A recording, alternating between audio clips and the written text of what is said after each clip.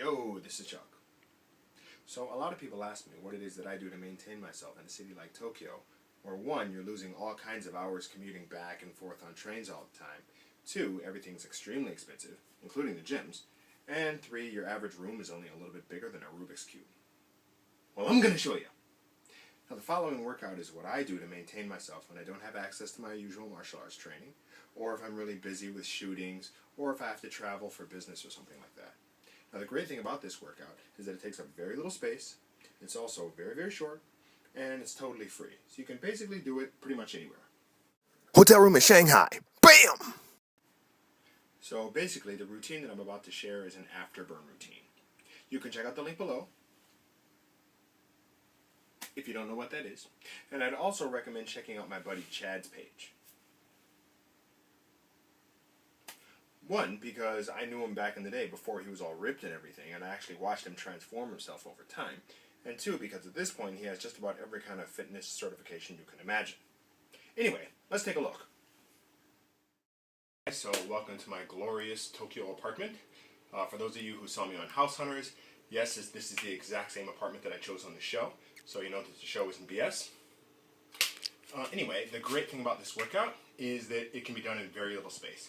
As you can see, I don't really have that much space to work with, so I made this workout up so that it could be done in under 2 tatamis.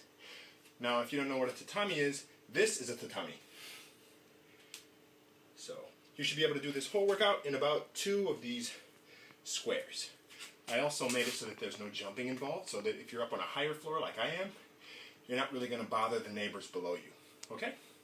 So now, let's go ahead and take a look.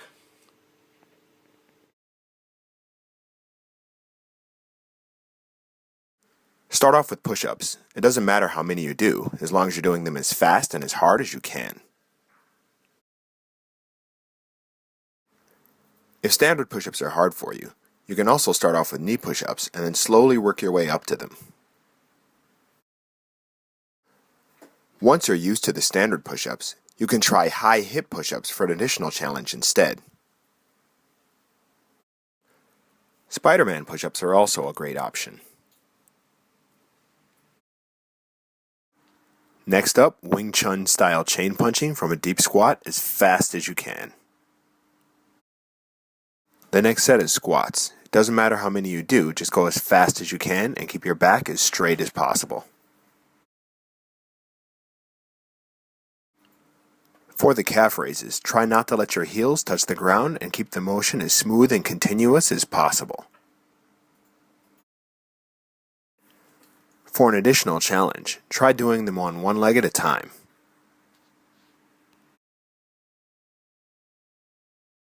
Next up is modified mountain climbers so as not to bother the neighbors below you. Last but certainly not least, finish up with core exercises. There's a ton of good core exercises out there, so I'd really recommend checking out some of the links I included so you can find ones that work best for you and see the proper technique for executing them. Also, don't forget to rest in between sets. Me personally, I like to keep moving even during the rest periods.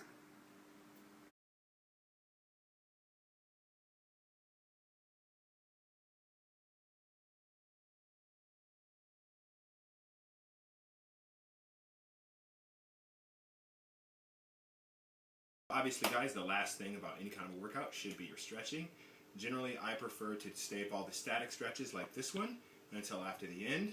And then all the stretches that you do in the beginning should be kind of dynamic stretches that involve a lot of movement to kind of get your body moving. Although, of course, not necessarily pushing way out of your range of motion. Okay? So save the really hard stretches like this one until the very end. Okay?